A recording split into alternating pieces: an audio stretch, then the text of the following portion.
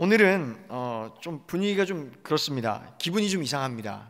여러분은 다 마스크 끼고 계신데 저 혼자만 안 끼고 있으니까 저 혼자만 약간 병 걸린 것 같은. 제가 약간 장기침이 원래 좀 있는데 그것도 괜히 못할 것 같습니다. 오늘 너무 옆에 있는 분들 너무 그렇다고 의식하지 마십시오. 괜찮습니다. 오늘 이 자리에 와서 예배할 분들은 다 괜찮은 분들이고요. 하나님께 좀 마음을 모두시고 같이 나아갔으면 좋겠고 마음 편안하게 가지시라 이 말씀을 드리는 겁니다.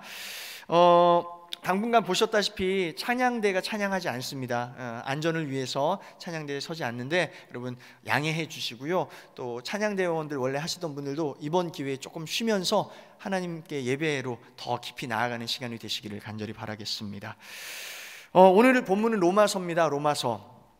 로마서가 쓰여진 목적이 크게 두 가지라고 볼 수 있는데요. 한번 띄워주시겠어요? 첫 번째입니다. 당시 로마 안에 있는 교회들, 그 교회에서 일어나는 유대인과 비유대인들 사이의 분쟁과 분열을 막고 그리스도 안에서 그들이 하나 되게끔 하기 위해서 쓴 편지가 바로 로마서입니다. 첫 번째. 두 번째 목적은 이겁니다. 그렇게 도저히 함께할 수 없었던 유대인과 비유대인이 그리스도 안에서 화해와 평화를 누리는 그 하나됨으로 자신들의 그 교회의 정체성을 회복하고 그 정체성을 회복함을 통해서 당시 세상의 경제, 종교, 정치, 문화의 중심지였던 로마, 세상 문화라고 할 수 있죠. 세상 문화의 중심지였던 그 로마에 저항하는 대한 공동체로서 교회를 세워가기 위해 쓴 편지가 바로 로마서입니다. 이해가 되시죠? 오늘 본문, 그래서 읽은 오늘 본문도 사실 그 큰 목적 안에 쓰여진 본문이다라고 우리가 봐야 할 것 같아요. 그래서 그것을 기억하면서 오늘 말씀으로 들어가 보았으면 좋겠습니다. 이 편지가 오늘 읽은 이 본문 또한 쓰여진 그 목적대로 오늘 예배를 통해 오늘 우리 안에 있는 모든 분열과 모든 분쟁이 사라지고 또 그리스도 안에서 하나됨을 이루는 거죠. 그래서 그 하나됨을 통해서 이 시대의 팍스 로마나, 바로 오늘 이 시대의 팍스 로마나, 세상의 거짓 문화에 저항할 줄 아는, 저항해내는 그 대한 공동체로서 나아가는 그런 한신교회가 되었으면 좋겠다, 그런 마음의 바람을 가지고 여러분과 말씀을 나누겠습니다. 바울은 하나님께서 이스라엘 백성들을 결코 절대로 버리지 아니하신다, 이 말씀을 하기 위해서 남은 자 이야기를 꺼냅니다. 남은 자. 로마서 11장 2절을 다시 한번 읽어보겠습니다. 시작. 하나님이 그 미리 아신 자기 백성을 버리지 아니하셨나니 너희가 성경이 엘리야를 가리켜 말한 것을 알지 못하느냐. 아멘. 구약의 엘리야 이야기를 하는 겁니다. 바울이 열왕기상의 말씀을 가지고 지금 이야기를 하는 것을 우리가 보았을 때 우리도 이왕이면 열왕기 말씀을 가지고 좀 깊이 있게 이 엘리야 이야기를 좀 들여다보았으면 좋겠습니다. 엘리야가 어느 동굴에 지금 숨어 있는 장면입니다. 그때 하나님이 그 숨어 있는 엘리야를 찾아오셔서 질문을 하나 던지시는데 열왕기상 19장 9절을 한번 읽어보겠습니다. 시작. 엘리야가 그곳 굴에 들어가 거기서 머물더니 여호와의 말씀이 그에게 임하여 이르시되 엘리야야 내가 어찌하여 여기 있느냐. 아멘. 네가 어찌하여 여기 있느냐? 왜 동굴에 있느냐? 여기서 뭘 하고 있느냐? 네가 있어야 할 곳은 여기가 아니지 않느냐? 하는 그 말씀이죠. 그 질문인 것입니다. 엘리야가 대답합니다. 10절을 한번 읽어보겠습니다. 10절 시작. 그가 대답하되 내가 만군의 하나님 여호와께 열심히 유별하오니 이는 이스라엘 자손이 주의 언약을 버리고 주의 제단을 헐며 칼로 주의 선지자들을 죽였음이오며 오직 나만 남았거늘 그들이 내 생명을 찾아 빼앗으려 하나이다. 이런 말 아니겠습니까? 하나님, 제가 진짜 열심히 했습니다. 제가 하나님을 위해서 여호와 하나님 당신 이름을 드러내면서 진짜 열심히 했다고요. 그런데 이놈의 이스라엘 백성들이 결국 주님과의 약속을 다 깨버리고 다 잊어버린 채 주의 제단도 다 무너뜨리고 심지어 칼로 주의 선지자들까지 다 죽였습니다. 그리고 이제 나 혼자 남았어요. 저 혼자 남았는데 그놈들이 저까지 죽인답니다. 지금 이렇게 얘기를 하는 거죠. 실제로 이세벨이 엘리야를 반드시 죽일 거라고 사신을 보내서까지 어떤 일이 있어도 내가 널 죽일 거야 라고 실제로 이세벨이 얘기를 했죠. 그래서 그 사신의 이야기를 전해 들은 엘리야가 너무너무 두려워서 지금 동굴에 숨어 있는 장면입니다. 열왕기상 19장 11절 우리 상반절만 한번 좀 읽어볼게요. 시작. 여호와께서 이르시되 너는 나가서 여호와 앞에서 산에 서라 하시더니. 아멘. 여호와 앞에서 산에 서라, 이게 무슨 말이야? 이게 산에 서는데 여호와 앞에 서라, 이게 무슨 말인지 몰라서 제가 좀 이것저것 좀 찾아봤는데, 유진 피터슨 성경으로 보니까 아주 쉽게 표현이 되어 있더라고요. 산 위에서 하나님 앞에 주의하여 서라, 이렇게 되어 있어요. 하나님 앞에 주의해라. 이게 무슨 말입니까? 하나님께 집중해보라, 이겁니다. 하나님께 집중해보라.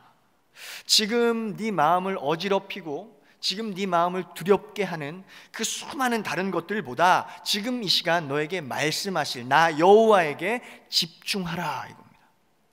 너를 어지럽게 만들었고 너를 두렵게 만들었던 그 많은 것들이 있던 걸 안다. 하지만 지금 이 시간만큼은 나 여호와가 너에게 말할 거니까 나에게 집중해봐라, 이렇게 얘기를 하셨다라는 거예요.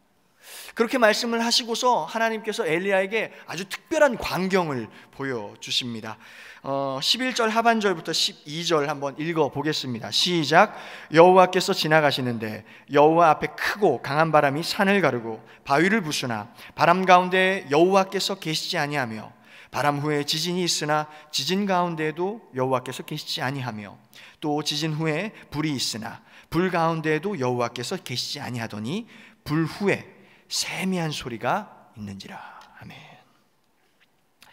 크고 강한 바람이 우선 나타납니다. 크고 강한 바람이 산과 바위를 막 부숩니다. 그런 장면을 보여주시는 거예요.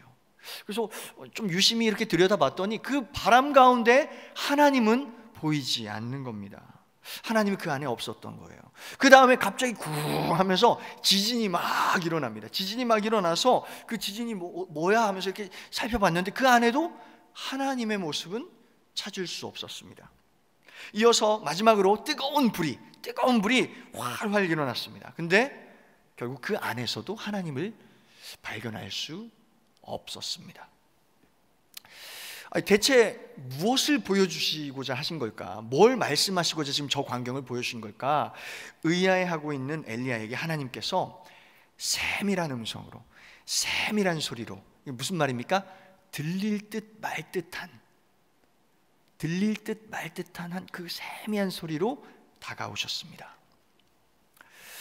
이런 말씀을 하신 것 같아요.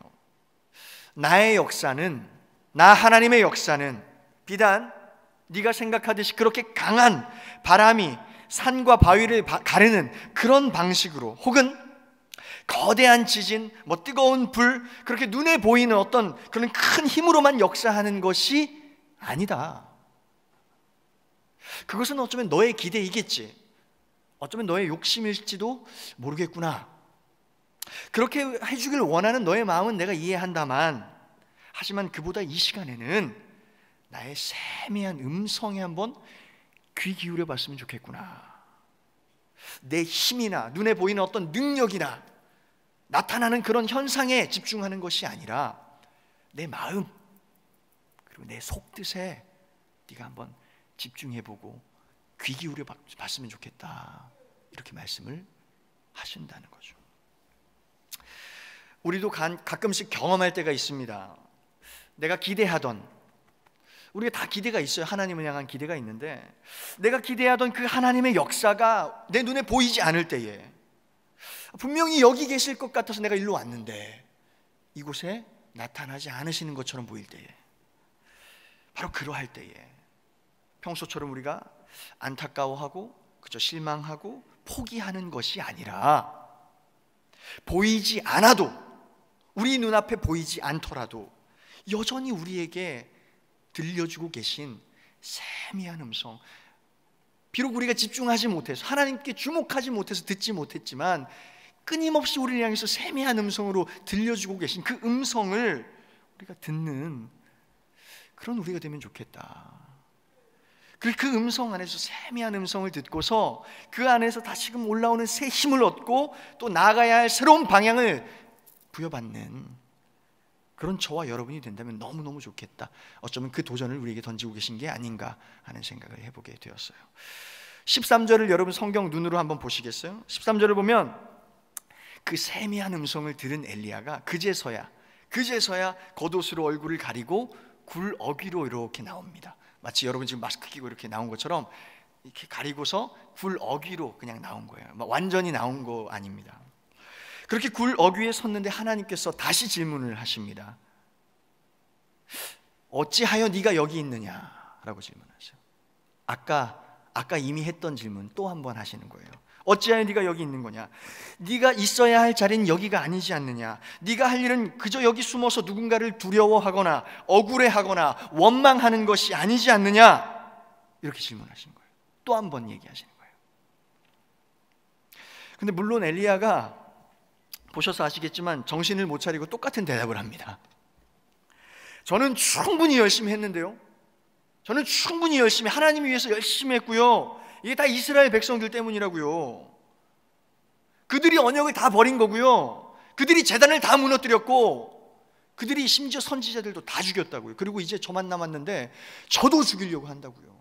그만하겠습니다. 더 이상 못하겠어요. 두렵기도 하고요. 지겹기도 하고요. 억울하고 답답해서 그만하겠습니다. 제 자리는 그냥 여기 동굴이 맞는 것 같습니다.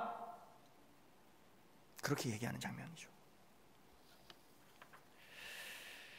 그런데 그렇게 말하는 엘리야를 향해서 하나님께서 먼저 두 가지를 말씀하시는데 19장 15절 16절을 이어서 한번 읽어보겠습니다. 시작. 여호와께서 그에게 이르시되 너는 내 길을 돌이켜 광야를 통하여 다메섹에 가서 이르거든 하사엘에게 기름을 부어 아람의 왕이 되게 하고 또 너는 님시의 아들 예후에게 기름을 부어 이스라엘의 왕이 되게 하고 또 아벨무홀라 사밧의 아들 엘리사에게 기름을 부어 너를 대신하여 선지자가 되게 하라. 아멘. 첫 번째는 이겁니다. 내 길을 돌이켜라 라고 말씀하셔요. 내 길을 돌이켜라. 그래, 네가 바라고 네가 기대하던 그곳에 내가 없어서 놀랐지. 하지만 난 여전히 네 곁에 있다는 걸 내 음성을 통해, 내 세미한 음성을 통해 기억하길 바란다. 그리고 내 음성을 듣고서 더 이상 그 동굴에 숨어 있지 말고 그만 돌이켜 그 동굴에서 나와서 내 역사의 주인공이 되어줬으면 좋겠구나 말씀을 하신다는 거예요. 두 번째, 첫 번째가 내 길을 돌이켜라. 두 번째가 이겁니다. 광야를 통해서 다메섹으로 가라 이렇게 말씀하십니다. 광야를 통해 다메섹으로. 저는 근데 이 광야를 통해서라는 말이 좀 섭섭하게 좀 들렸습니다. 또 광야라고요? 제가 그거 피해가지고 광야 거쳐가지고 결국 동굴에 왔는데 다시 돌아가는데 또 광야를 통해서 다메섹으로 가라고요? 비행기 태워서 쉽게 가는 것도 아니고 또 광야를 가라고요? 와, 너무하시네요 하나님. 진짜 하나님 뜻이 뭔진 모르겠지만 광야는 싫습니다 하는 게 어쩌면 엘리야의 마음이었을지 모르겠어요. 근데 하나님께서는 그럼에도 불구하고 광야는 통과해야만 한다고 말씀을 하시는 겁니다. 빠른 길, 편한 길은 없는 거라고 그렇게 미리 당부해 주시는 게 아닌가 싶어요. 그렇습니다. 여러분, 광야는 피할 수 없습니다. 어쩌면 믿음의 사람들이라 할지라도 신앙인이라 할지라도 광야는 우리에게 다가옵니다. 다른 것은 하나입니다. 광야를 통과하는데 통과할 힘과 지혜를 얻는 그 사람들이 바로 성도들이라는 거죠. 광야는 모두에게 존재합니다. 하지만 오늘 본문에서 우리가 분명히 위로를 받을 수 있는 부분이 있는 것은 이겁니다. 결국 광야를 우리가 피하지 않고 통과해내면 끝까지 가면 해답을 하나님이 주신다 하는 것이 오늘 본문에 나와 있습니다. 원래 여러분 시험을 다 쳐본 기억이 있으실 거예요. 다 시험 쳐본 기억이 있으실 텐데 시험을 치르는 동안에 해답을 주는 경우가 없습니다. 그죠? 이게 시험 감독관이 앞에 서 있어요. 그리고 아이들이 시험을 치는데 이렇게 돌아다니죠. 막 컨닝도 못하게 할 겸 이렇게 돌아다니면서 보는데 어떤 친구가 답을 쓰는데 오답을 쓰고 있는 거예요. 선생님이 그걸 봤어요. 그렇다고 해서 그 시험 중에 해답을 알려줍니까? 안 알려준다는 거예요. 언제 알려주죠? 시험이 다 끝나면 알려줍니다. 비록 틀린 답을 쓰고 있지만 그에 대해서 바로 알려주지 않고요, 나중에 시험이 다 끝나고 나서 해답을 딱 제시해 준다. 왜 그러는 겁니까? 왜 그럽니까? 시험 그 자체가 굉장히 중요한, 그에게 중요한 과정이기 때문에 시험이 끝나면 해답을 준다라는 거예요. 그 약속이에요, 약속. 그죠? 광야를 통해서 다메섹에 도착을 하면 그때 해야 할 일에 대해서는 하나님께서 아주 구체적이고 아주 상세하게 다 말씀을 해주셨습니다.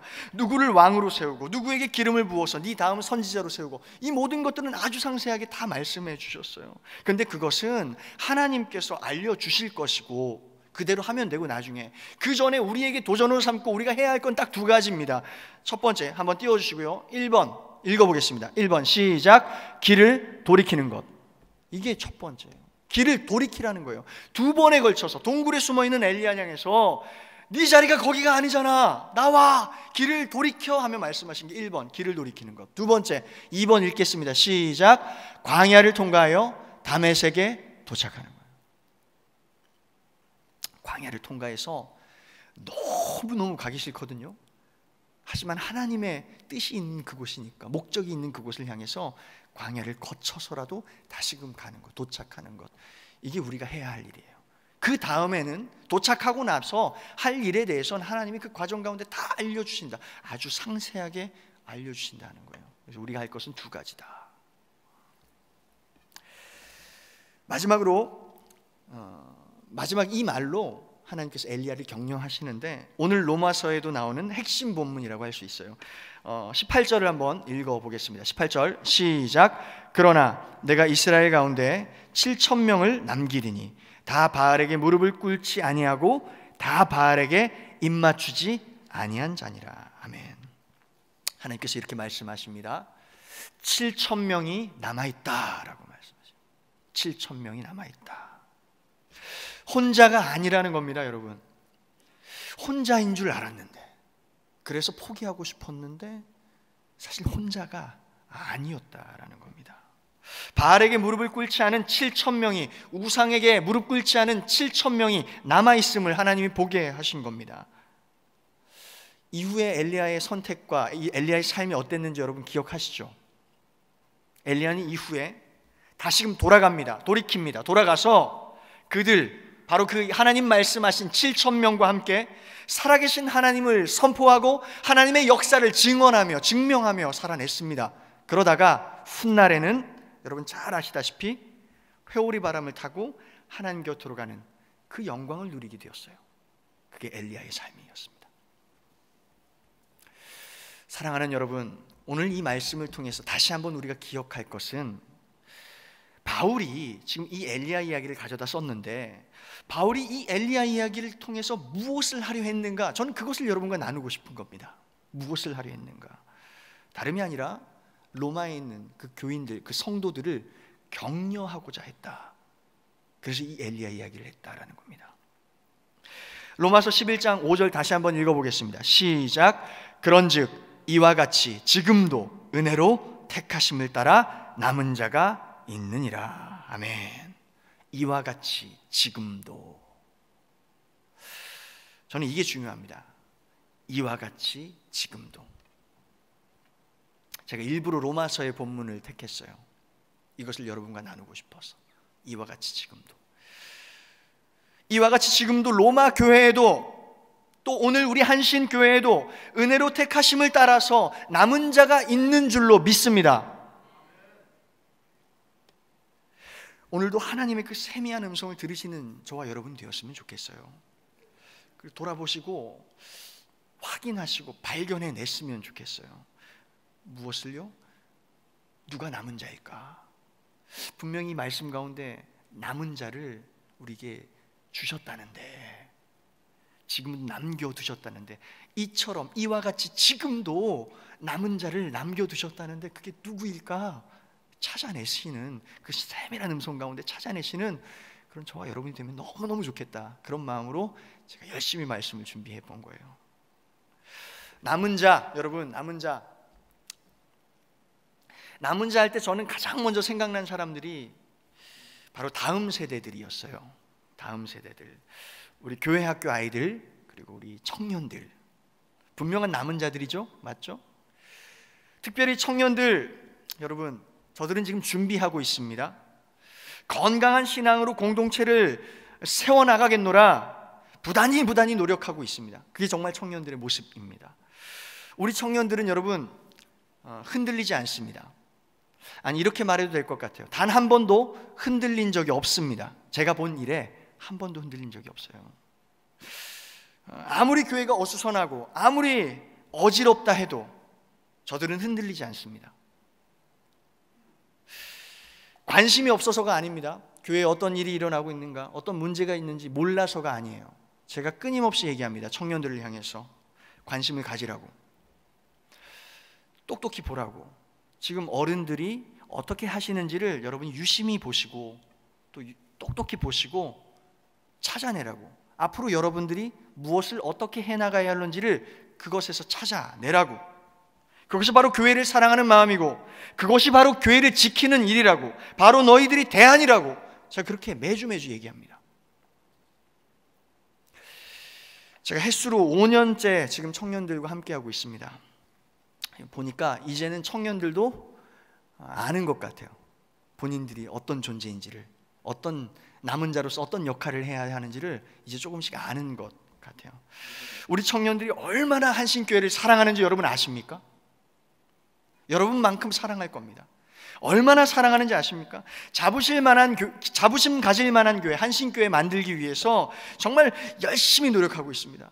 우리 한신교회 좋은 교회, 정말 최고의 교회, 자랑할 만한 교회로 만들겠다고 청년들이 사부 예배 때 모일 때마다 얼마나 열심히 하나님을 사랑하고 또 서로를 사랑하는지 모릅니다. 또 말씀드렸다시피 우리 교회 학교 아이들, 우리 다음 세대 아이들이 남은 자죠. 남은 자 맞습니다. 우리 봉사하시는 선생님들, 우리 선생님들은 그걸 알고 있어요. 그 남은 자라는 걸, 아이들이 남은 자라는 걸. 그래서 그 씨앗을 심는 마음으로 오늘도, 지금 이 시간에도 보이지 않는 그 지하 공간에서, 공기도 안 좋은데 거기서 아이들과 뒹굴면서 예배합니다. 전 국민이 코로나 바이러스로 걱정을 하고 있을 때에 우리 선생님들은 아이들의 예배를 지키기 위해서 손소독제를 구하느라 백방으로 뛰어다녔습니다. 구매가 어려웠습니다. 구매가 어려우니 어떤 선생님들은 손소독제를 자신이 할 수 있는 방법으로 제조해서 만들어서 오시는 선생님들도 계셨습니다. 아이들하고 나누세요 하면서 가져오셨어요. 그리고 아이들을 맞이할 때 혹여 마스크를 끼고 해야 되니까 이 마스크 속에 내 미소와 따뜻함이 감춰지면 어떡하나 하는 그 우려 때문에 더 목소리를 좀 밝게 하고 더 목소리를 높여서 아이들을 맞이하는, 환대하는 그 선생님들의 모습을 제가 보았습니다. 사진을 하나 보여주시겠어요? 사진 잘 보이시나 모르겠어요. 교육위원회 사진이에요. 그러니까 2달에 한 번씩 저희 교육위원회가 열리는데 뭐 이렇게 각 부서 부장님들 그리고 우리 전도사님들 함께 모여서 교육국에 대한 사안들을 논의하는 자리예요. 근데 제가 보여드리고 싶은 건 사람들의 표정인데 잘 보이세요? 작아서 잘 안 보일 텐데 느껴지지 않으세요? 굉장히 화기애애합니다. 저는 이 표정을 좀 보여드리고 싶었어요. 늘 화기애애하고 뭐 분위기가 너무 좋아요. 저는 뭐 교육위원회 모일 때마다 너무 행복하고 막 즐겁고 막 그렇습니다. 함께 참여하신 분들은 다 느끼셨을 거예요. 근데 왜 그럴까? 왜 그렇게 화기애애하고 분위기가 좋을까? 다름 아니라 늘 배려하기 때문에 그렇습니다. 정말로 늘 양보합니다. 회의 때 제가 화를 내거나 언성을 높이는 경우를 제가 본 적이 없습니다. 그저 사랑합니다. 그저 사랑하고 그저 격려해주고 실수를 했어도 괜찮아 해줍니다. 이게 교육국의 지금 문화예요. 문화. 제가 교육국도 한 4년 정도 보고 있는데 갈수록 좋아지더라고요. 갈수록 나아져요. 너무 멋져져요.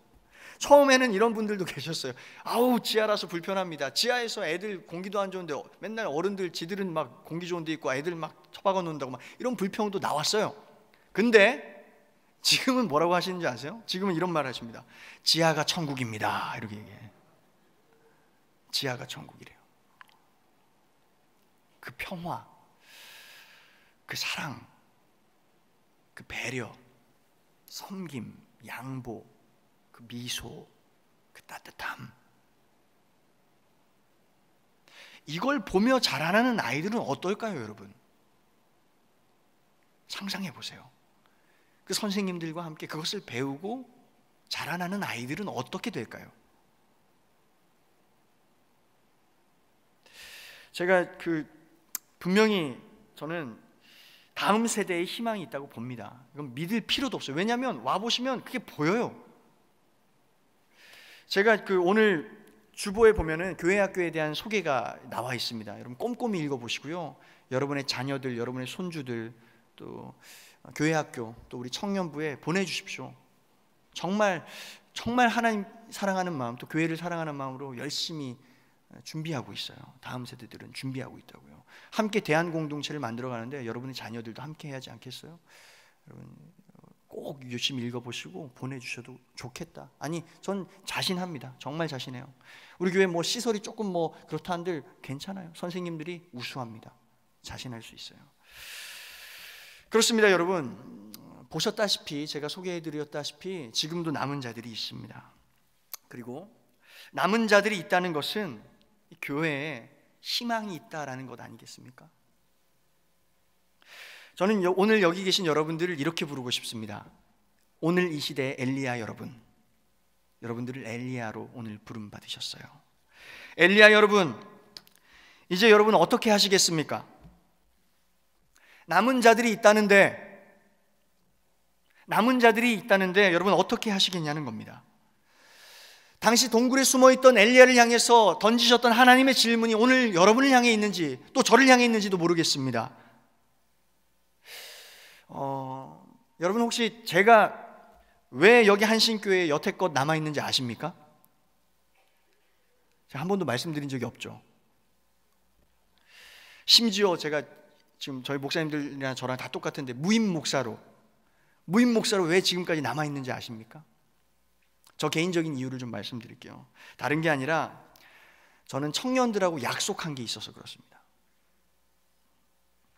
제가 오기 전에 한 1년에 한 번씩 청년 담당 사역자가 바뀌었다고 하더라고요. 어떤 경우에 따라서는 1년이 안 돼서 바뀐 경우도 있고 막 그랬대요. 그래서 제가 처음 이제 부임해서 청년부 맡으라고 해서 왔는데 청년들이 안 반가워하는 거예요. 그래서 그냥 왔나 보다 이런 표정. 그래서 봤더니 또 바뀌겠지, 금방 바뀔 거야 하는 그런 마음들이었던 것 같아요. 정을 안 줘야지 이런 마음. 저는 생각했습니다. 내가 다른 것은 둘째치고 우리 청년들에게 안정감을 줘야겠구나. 안정감을 줘야 저들이 자라날 수 있겠구나, 이런 생각을 제가 했어요. 처음 온 저한테 청년들이 했던 말이 뭔지 아십니까? 딱 하나였어요. 딱 하나. 처음 왔는데 딱 한 말씀을 하셨죠. 목사님, 오래 있어주세요, 얘기하셨어요. 저를 알아서 그런 게 아니라 저에 대한 기대가 있어서 그런 게 아니에요. 그냥 오래 있어주세요, 이거였어요. 너무 짠한 거예요. 처음 왔는데 한 말이 그거였어요. 오래 있어주세요. 그래서 제가 약속을 했습니다. 약속을 해버린 게 이겁니다. 내가 능력이 많지 않아서 다른 건 내가 못할 것 같아요. 엄청난 부흥을 내가 약속하진 못할 것 같은데, 내가 다른 건 못해줘도 내 잘리기 전에 도망가진 않을게, 이렇게 약속을 했어요. 그 약속 때문에 지금까지 있는 거예요. 그러니까 여러분 빨리 저를 자르셔야 돼요. 할렐루야.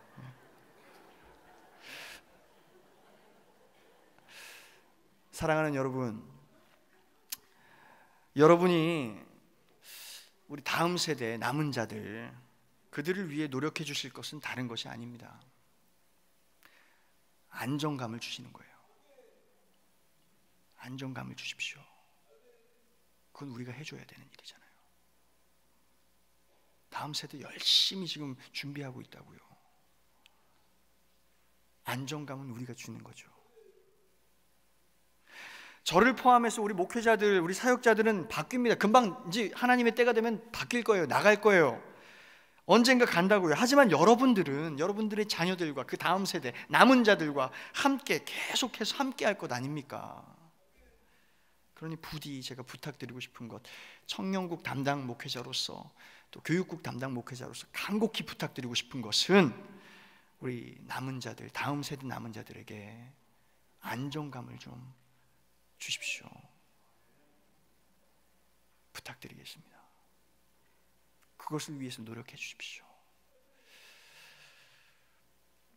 마지막으로 저는 이 자리에 계신 여러분들, 우리 성도님들도 남은 자다라고 생각합니다. 남은 자다. 날도 춥고 미세먼지도 별로 안 좋다고 하고 게다가 코로나로 인해서 막 어수선한 데다가 막 신천지는 또 날뛰어가지고는 막 지금 내 옆에 신천지인지 누군지 마스크 때문에 보이지도 않고 막 그런 불안감 속에서도 용기 내서 마스크 하나 딱 차고 하나님 예배하러 나오신 여러분들, 분명한 여러분들도 남은 자 맞는 것 같아요. 남은 자. 물론 제가 여기 지금 불가피 못 오신 분들도 계신데 많은데 그분들을 제가 뭐라고 하는 건 아닙니다. 그분들도 뭐 불가피 온라인으로 나중에 이렇게 설교를 들으시고 예배 드리시는 분들도 남은 자 맞습니다. 맞습니다. 축복합니다. 근데 제가 무슨 말을 하고 싶은 거냐면 이겁니다. 그간 참 어려웠던 이 교회 상황 가운데서도 지금까지 하나님이 붙들어 주신 분들이 바로 여러분이라는 거예요. 하나님께서 교회를 위해서 지키기 위해서 남겨두신 소중한 씨앗과 같은 분들이 바로 여러분들이시다라는 거예요. 여러분들은 남은 자이세요. 남은 자. 정말 정말 감사해요. 그게 쉽지 않잖아요. 너무너무 감사해요. 그래서 조금만 더 힘냈으면 좋겠어요. 조금만 더 힘냈으면 좋겠어요. 우리 장로님들부터 권사님들, 모든 집사님들, 성도님들 다 좀 한마음으로 좀 힘냈으면 좋겠어요. 남은 자들이시니까. 그죠? 옆 사람한테 좀 감사의 인사를 좀 했으면 좋겠는데 오늘은 좀 제가 원래 옆 사람하고 말하는 거 되게 좋아하잖아요. 근데 오늘은 입이 근질근질합니다. 근데 못하니까 이렇게 얘기하겠습니다. 그 눈으로만 인사하겠습니다. 눈 인사로 이렇게 윙크 하겠습니다. 윙크. 감사합니다. 예, 이렇게. 예, 감사합니다. 남은 자는 사실 성도의 정체성이다라고 할 수 있을 것 같아요. 성경 구약부터 신약까지 남은 자에 대한 이야기가 굉장히 많이 나옵니다. 물론 결이 조금씩 다르고 나타내는 주제가 조금씩은 다른데 그럼에도 남은 자에 대한 이야기가 끊임없이 계속해서 존재해 와요. 남은 자는 그래서 성도의 정체성이다 할 수 있을 것 같아요. 다른 말로 이런 겁니다. 어떤 상황이라도 제자리를 지키는 것이 바로 성도다라고 하는 거예요. 목사, 장로, 권사, 집사, 교사 다 제자리를 지켜야 합니다. 제자리를 떠날 때 문제가 생기지 않습니까? 세월호 때 우리가 이미 봤습니다. 선장이 자기 자리를 내팽개치고 도망갔어요. 더 큰 문제가 발생을 했죠. 제자리를 지킨다는 것은 그저 뭐 자리 싸움하고 밥그릇 싸움 하라는 게 아닙니다. 언젠가 제가 말씀드린 적이 있죠. 제자리를 지키는 것은 하나님께서 나에게 맡겨주신 그 제자리에서 하나님이 부어주시는 그 은혜를 온전하게 누리는 것, 그게 첫 번째 제자리의 삶입니다. 제자리를 지키는 삶입니다. 두 번째, 하나님께서 은혜를 온전하게 부어주실 뿐만 아니라 그 제자리 가운데 나에게 맡기신 역할이 있는데 그 역할 또한 온전하게 감당하는 것이 바로 제자리를 지키는 삶이다. 또한 그것이 남은 자의 삶이며 성도가 이뤄내야 할 거룩의 본질적인 의미다. 그게 바로 거룩의 삶이다. 제가 말씀을 드린 적이 있어요. 또한 성경이 말하는 남은 자라는 것은요, 저는 이렇게 표현하고 싶어요. 성도의 클래스를 나타낸다. 성도의 클래스. 사실 말씀이 귀에 들리고 말씀이 은혜롭고 교회 분위기가 막 좋을 때, 그럴 때 자리를 지키는 것은 누구나 할 수 있습니다. 그때는 더 남아 있고 싶죠, 그죠? 더 오래 있고 싶고 남아 있고 싶습니다. 그게 누구나 할 수 있는 거예요. 근데 그렇지 않을 때가 더 중요한 것 아닙니까? 그렇지 않을 때, 바로 오늘 같은 때 더 중요하죠. 그렇지 않을 때에, 어떤 때보다도 어려울 그때에 자리를 지키며 신앙생활을 하는 것이야말로 성도가 보여줄 성도의 클래스가 아닐까, 저는 그런 생각을 좀 해봤어요. 그냥 교회 다니는 사람은 그거 못합니다. 그냥 교회 다니는 사람, 뭐 말씀 좋네, 뭐 여기 좀 다녀볼까, 오늘 말씀 별로네, 저쪽 좀 다녀볼까, 이런 사람은 그냥 교인이라고 해도 될까 모르겠어요. 뭐 좋게 표현하면 구도자일 텐데 모르겠습니다만, 성도는 달라요. 성도는 몸을 이루는 사람들이잖아요. 그렇죠? 지켜내야죠, 몸을. 성도의 클래스는 거기서 나온다고 좀 봐요. 어려울 때일수록 빛 없이 소리 없이 남아서 제자리를 온전하게 지켜내는 거룩의 삶을 나타내는 사람이 성도다. 옆 사람 보고 이 한마디만 하겠습니다. 이 한마디만 하고 오늘 다른 건 안 할게요. 자, 당신도 남은 자군요. 네, 기억하십시오, 여러분. 남은 자입니다, 여러분. 우리가 바로 남은 자고, 그래서 우리가 바로 희망이에요. 하나님은 또한 오늘 남은 자인 우리에게 이렇게 말씀하실지 모르겠어요. 너 말고도 몇 명? 7,000명이 있다. 7,000명이 남아있다고. 포기하긴 이르다고. 한신교회가 하나님이 세우신 그리스도의 몸된 교회임을 선포하고 아직 무릎 꿇지 않은 그 성도들이 남아있으니 절대 포기하지 말고 일어나 그 동굴에서 나와 다시금 사명의 자리로 돌아가라고, 그 음성을, 그 세미한 음성을 들으시는 오늘 저와 여러분 모두 되시길 간절히 축원합니다. 함께 기도하겠습니다. 하나님 아버지, 우리는 가끔씩 너무 힘들고 지칠 때, 우리의 계획이 무너질 때, 또 관계가 어그러졌을 때 나는 혼자다 생각을 하곤 합니다. 하지만 오늘 하나님 말씀을 통해 그때에도 여전히 세밀한 음성으로 찾아와 위로하시고 격려하시는 당신의 사랑을 보게 하시니 감사합니다. 또한 엘리야에게 그러하셨듯 바울 시대 로마 교회를 위해, 또 오늘 한신교회와 우리를 위해 남은 자를 허락하신 은혜에 감사합니다.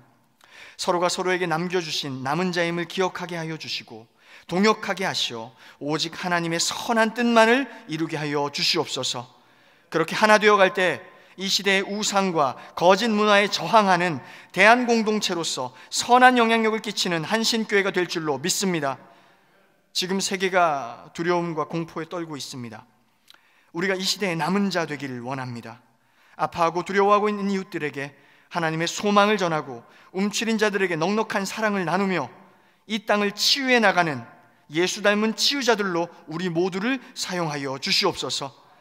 이 시대 모든 병든 자들 회복과 교회의 회복을 꿈꾸시는 그리스도 예수님의 이름으로 간절히 기도하옵나이다.